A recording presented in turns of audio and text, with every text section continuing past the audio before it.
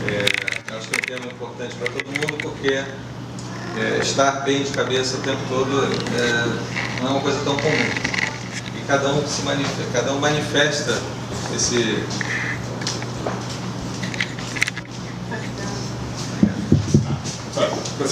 Tá. E cada um tem uma manifestação dessa parte emocional de um jeito, né? Alguns no corpo, outros na mente, outros no comportamento. Deixa eu ver se eu consigo aqui passar. Se eu sei que alguém passa lá. Quer que passe lá?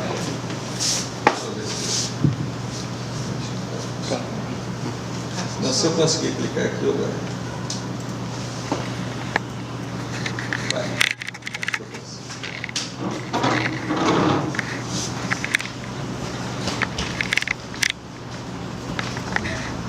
Então, eu sou neurologista e há 10 anos atrás, já fiz faculdade na UFRJ, no Fundão, e já tinha uma visão psicossomática, mas eu estava buscando exatamente gestão de saúde pessoal e não encontrei muito no nosso meio aqui programas estruturados.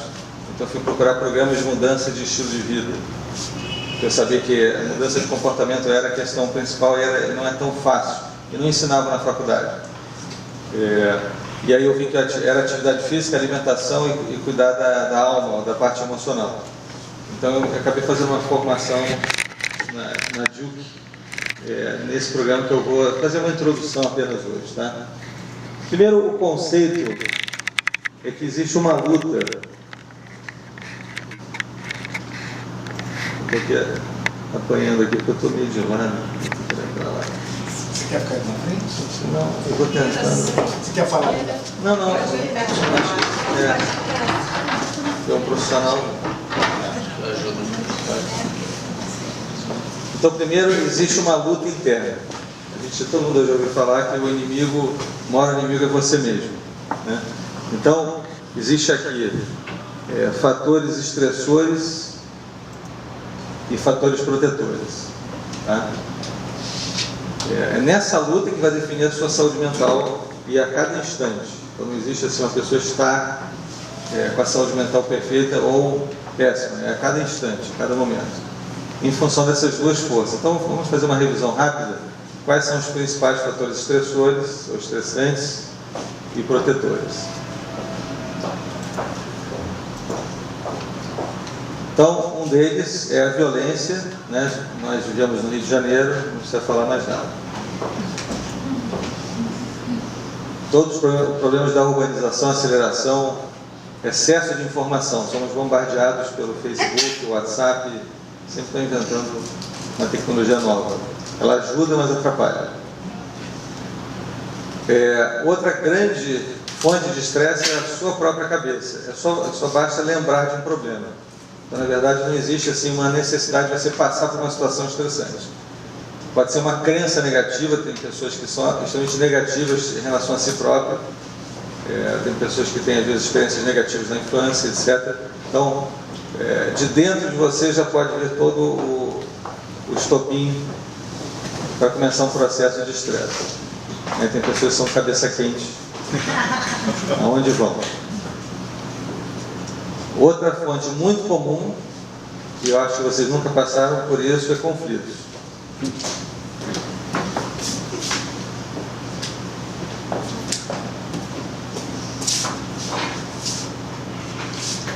Então, conflitos interpessoais, principalmente dentro de casa, são uma grande fonte de estresse.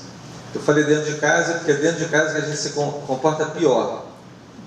Quanto mais intimidade a gente tem, pior a gente se comporta. Né?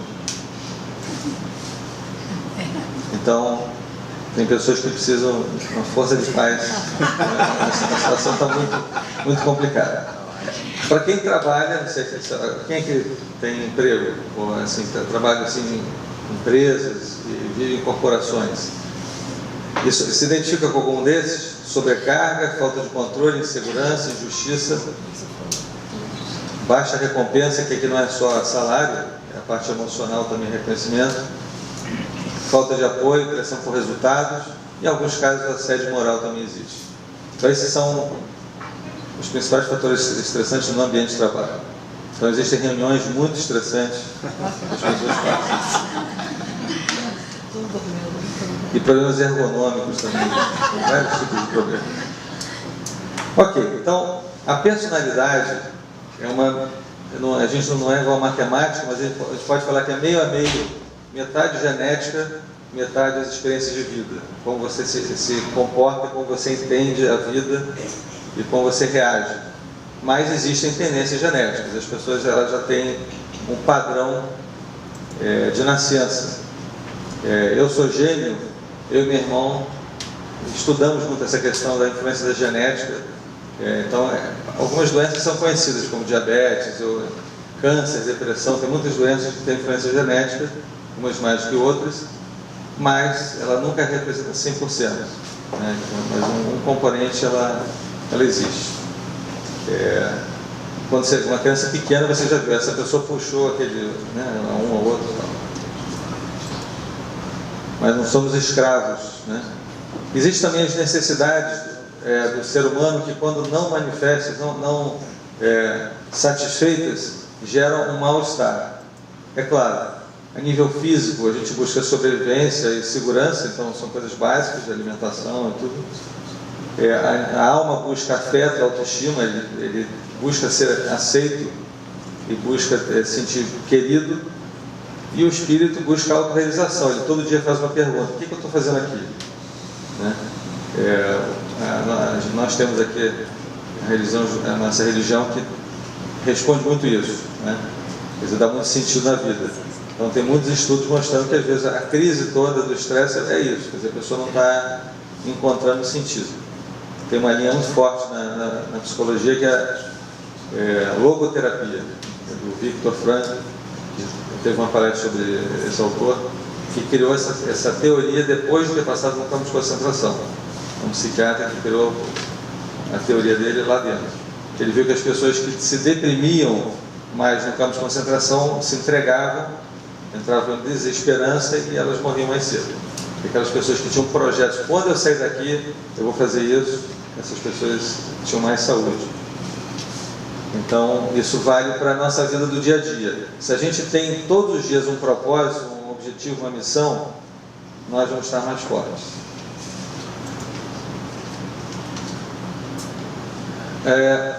Essa é a parte mais importante da palestra, que é quais são os fatores protetores. Porque os fatores estressores eles são inevitáveis, são inerentes à vida. Sempre alguma coisa dá errado, sempre vai ter conflito, sempre vai ter memórias negativas. Então, fator estressante não tem como fugir. O que você pode, então, trabalhar a cada dia é ser mais forte.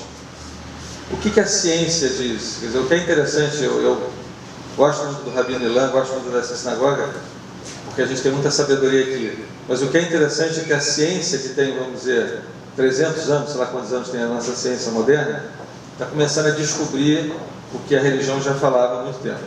Então, fé, espiritualidade e saúde. Existem linhas de pesquisa nessa área. Tem muitas teorias de por que as pessoas mais religiosas têm mais saúde. Uma explicação seria que as pessoas estão mais em suporte social, elas estão em comunidade, elas estão, digamos, não estão sós. Essa é uma teoria. A outra teoria é que as pessoas têm melhores hábitos, bebem menos, usam menos drogas, etc. Mas os estudos mostrando essa questão de busca do sentido da vida são muito importantes. Quer dizer, as pessoas que têm um sentido de propósito têm mais saúde. Tem até um livro interessante que eu li, que fala que se você tem estresse é porque você não acredita em Deus. É bem radical, mas acho que tem muito sentido, mostrando como é difícil. Quer dizer, a teoria está aí da religião, mas realmente as pessoas que têm uma fé mais profunda vão ter muito mais resiliência, né? O outro aspecto é a autoestima. Eu também ligo a autoestima com a espiritualidade, porque se você tem uma visão espiritualizada, você não vai ficar tão preocupado com as questões materiais e a sua autoestima vai estar mais preservada, porque não vai contar tanto assim em alguns aspectos. Agora eu passei para um fator estressante. Fator estressante. Ok. Durou um pouco. A autoeficácia é o quanto você acredita que é capaz de realizar alguma coisa. Por exemplo, se uma pessoa está insatisfeita com o seu peso, tá? A autoeficácia é o quanto a pessoa acredita que vai emagrecer, isso que é autoeficácia. Então, isso é um fator importante. Apoio social, a rede de amizades. Já foi falado aqui a influência do corpo sobre a mente e vice-versa. Então, as pessoas que fazem atividade física têm uma saúde mental melhor. Tem inúmeros estudos disso. E a inteligência emocional, que na verdade é uma mescla de alguns tipos de inteligência, chamadas intra e interpessoal. Porque existe um modelo de inteligências múltiplas, que são 8 inteligências, e aí uma pessoa pode ser muito inteligente em uma coisa e não em outra. Então a inteligência emocional é a inteligência intra e inter, ou seja, aquela pessoa que consegue entender o que ela está sentindo a cada momento, que chama-se autoconsciência, consegue perceber o que o outro está sentindo, que chama-se empatia, consegue segurar sua raiva, sua tristeza, sua ansiedade e seu medo, que chama-se autocontrole, e consegue principalmente controlar a interação com o outro. Esse é o mais difícil. E para ter esse último, tem que ter os outros 3 antes. Então isso é a inteligência emocional. O que algumas linhas, isso que eu fui buscar, descobriram que essas coisas podem ser desenvolvidas. Quer dizer, essas competências, as pessoas podem aprender a ter mais empatia, podem aprender a ter mais autocontrole. Então dá para ajudar as pessoas.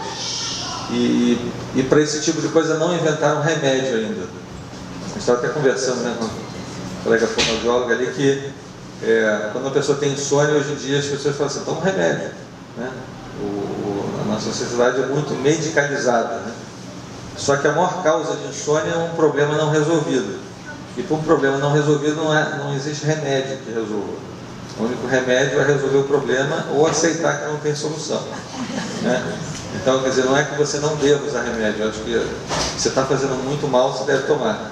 Mas o que eu recomendo é sempre que a pessoa tenha um bloquinho perto da cama e se ela escreveu o que ela está pensando no meio da noite, ela vai dormir melhor. Porque ela deu é verdade, ela deu uma mensagem para o seu subconsciente assim, pode deixar que eu estou resolvendo. Isso tem uma eficácia às vezes muito maior do que tomar remédio. Então só revendo espiritualidade, autoestima, positiva, autoeficácia, apoio social. Esse não é um bom exemplo. Estilo de vida um pouco saudável, e a inteligência emocional. Então, tudo isso é para criar o que eles chamam de resiliência, que é a capacidade de suportar a pressão, mantendo o máximo de equilíbrio. Então, quer dizer, o que a gente tem que buscar na vida não é para ter menos problema, é para ser mais resiliente. Porque para ter qualquer resultado em qualquer área na vida, você vai ter que suportar pressão. Se você realmente não quer ter pressão nenhuma, vai ser difícil realizar muitas coisas. Um dos sucessos é se manter casado, então para conseguir isso tem que ter muita resiliência. Concorda? Ok. Vamos fazer uma revisão rápida sobre o estresse, que é inevitável. O estresse ele é bom, ele foi criado pela natureza, ou por Deus, para nos proteger, assim como a febre. Então ele dá mais energia para lutar. Essa é a situação do estresse. Ele é um sistema de ativação para dar energia no corpo. O problema é que, cronicamente, ele é um fator de risco para várias doenças. Então ele é acionado por ameaças reais ou imaginárias. Então às vezes uma pessoa não te ligou naquela hora, pronto, ele atrasou 5 minutos naquela ligação, pronto. A sua cabeça já está pensando 1000 coisas, está se estressando. E 5 minutos depois você descobre que tudo que você pensou não fazia o mínimo sentido. Então você se estressou à toa 5 minutos e aquilo ali representa menos horas de vida na sua vida. Não é só 5 minutos, porque você ali se agrediu. Toda vez que você se estressa, você está, de certa forma, importando a sua vida. De certa forma, como a gente vai ver. Mas a vida sem estresse não tem graça. Por isso ele é o tempero da vida. Por quê? Porque para ter um esforço, um desafio, certamente o palestrante que vai falar depois, que tem um problema de visão e problema de locomoção, e consegue mesmo assim, pelo que eu ouvi falar, encontrar felicidade, quer dizer, encontrar sabedoria, ele sabe exatamente que desafios são um tempero. A vida sem desafio também não tem graça. Então é essa questão do equilíbrio. De um lado, dor, pensamentos negativos, agressões, exigências, querendo nos atingir, e do outro lado, nosso lado, nos fatores protetores, a fé, a autoestima, etc. Então o estresse até um certo ponto ele é bom, ele dá uma energia, ele deixa mais focado, deixa você mais concentrado, e assim, a partir de um certo nível ele piora, a gente já viu vários aspectos. Ele é instantâneo, isso aqui é um teste que a pessoa apenas faz um teste muito simples, ela tem que ler uma cor que está desenhada em outra cor, é um teste de Stroop. É um teste que faz e bota uma música alta no ouvido da pessoa e mede a pressão. Então basta um estímulo estressante, a pressão sobe, a frequência cardíaca sobe. Esse teste que me fizeram apenas lembrando de um problema, medindo a pressão da pessoa, a pessoa lembrou de um problema e sobe da taquicardia. Então mostrando que é um processo psicossomático, né? Então o estresse se prepara para lutar ou para fugir. A mulher ali vai bater no nariz. Acontece por dois sistemas, o sistema endócrino e autonômico. O autonômico é o sistema simpático, que é acelerado, e o parasimpático ele é desativado. E endócrino, porque o cérebro tem uma região, que eu vou falar, que é o sistema límbico, que ele dá uma ordem para o hipotálamo liberar umas substâncias no sangue para as glândulas adrenais produzirem adrenalina, noradrenalina e cortisol. Então é assim que começa todo o processo, tá? Então o autonômico e o sistema neuroendócrino. Tudo isso aqui acontece quando você lembra de um problema, ou quando você se estressa, às vezes, por uma besteira. Aumenta a pressão arterial, aumenta a coagulação sanguínea, libera glicose e colesterol no sangue, aumenta o fluxo cerebral também, reduz a parte digestiva, circulatória nas pele e rins e sistema imunológico. Isso aqui, cronicamente, já vai ter uma relação com câncer, porque nós produzimos células cancerígenas a vida toda, mas a gente não percebe, porque o nosso sistema imunológico está destruindo. Ele é como se fosse um sistema, como se fosse o exército. É isso, a gente tem um sistema de defesa interna. Então, o tempo todo matando os vírus, bactérias e células cancerígenas. Então, quando uma pessoa tem alguma doença, como AIDS, ou um estresse crônico, ele vai ter o sistema imunológico alterado. Quem controla, quem começa tudo isso aí, quer dizer, a religião e a ciência estão andando muito junto, mas aí tem uma diferença, né? Quando, por exemplo, a religião, claro, vai falar que a sede da, deixa eu ver se eu aprendi, da alma animal fica no coração e a divina fica no cérebro. Então aí tem uma discordância, pode ser que no futuro, daqui a alguns anos, a ciência muda de ideia, mas para a ciência está tudo no cérebro. Mas tem uma ligação com o coração, estão cada vez estudando mais e estão estudando essa ligação. Tá bom, mas aí tem a discordância. A ciência pensava assim antes, né, que a sede da alma era no coração. Começou tudo no coração, né? Sim, essas são discussões para o futuro. Ok, mas segundo a ciência atual, o sistema límbico, essa área primitiva do cérebro, é ela que responde pelas emoções, tá? Então medo, capacidade também de motivação, está muito ligado à amígdala, o córtex cingulado está ligado também à atenção, à capacidade de se concentrar nas coisas. O que o estudo é muito interessante é o seguinte: se uma pessoa vai passando por estresse repetido, o hipocampo diminui. E se a pessoa está deprimida, o hipocampo está bem diminuído. E o hipocampo diminuído tem um efeito, primeiro, na capacidade de raciocínio. Então a pessoa começa a ter problemas de memória e ela também tem mais dificuldade de atenção. Então o que a gente começa a estudar é que tem uma ligação, inclusive, com processo inflamatório, síndrome metabólica. Estresse oxidativo. Quer dizer, uma pessoa que tem obesidade, que tem colesterol alto, que tem um processo com citoquinas e outras liberações de substâncias inflamatórias, também diminui o hipocampo. Então a gente começa a ver que tem aquele padrão da pessoa que vai ficando obesa, hipertensa, estressada, ela está indo para um caminho não muito bom, e que representa 25% dos adultos, 20%, que as pessoas que têm hipertensão já começam o processo. Então a gente já, depois de uma certa idade, tem que realmente cuidar muito da saúde. Aqui é a mesma estrutura, mostrando que o sentimento a gente sente no corpo, como sensações. A gente pensa num problema, sente uma angústia, quer dizer, porque essa ligação é total, do sistema límbico com a espinha. E temos essa parte aqui, se a gente fosse falar que tem uma alma divina, estaria no córtex pré-frontal. Porque o córtex pré-frontal, ele é o que diferencia o ser humano dos outros animais. Ele é diferente, ele que fez toda a evolução, do ponto de vista filogenético, evolucionário. Outros animais têm outras áreas do cérebro mais envolvidas que nós. Eles ouvem melhor, têm visão melhor, mas essa área da frente do cérebro, ela que é responsável pelo que a gente chama de funções executivas cerebrais, é a capacidade de criar, de planejar e de se controlar. Tá?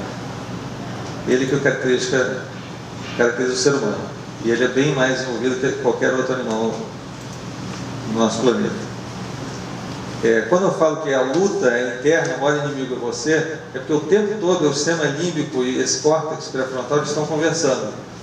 Ora um está ganhando, ora o outro está ganhando. Então tem horas que nós estamos mais emotivos e não conseguimos pensar direito, e tem horas que nós estamos bastante serenos, relaxados, tranquilos e conseguimos pensar bem. Esse jogo de interação. O que a gente tem que aprender são formas de desenvolver essa parte daqui da frente. A respiração, por exemplo. A respiração é um dos caminhos para você ter mais equilíbrio emocional.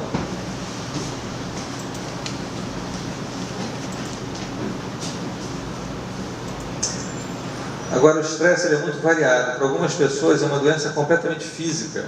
Ele sente dor nos ombros, ele sente dor na coluna, ele sente tonteira.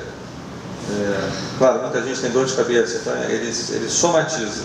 Para outros é um problema mental, ele não consegue se concentrar, começa a esquecer coisas. Para outros está no nível emocional, são crises de raiva, de ansiedade, tristeza e medo, que é claro, muito comum. E para alguns vão para a área do comportamento, para as manifestações. Então a agressividade, ou pressa excessiva, ou o contrário, que é uma apatia ou passividade, ou para compulsão, quer dizer, desconta na comida, ou desconta na bebida, ou desconta no cartão de crédito. Mais as mulheres.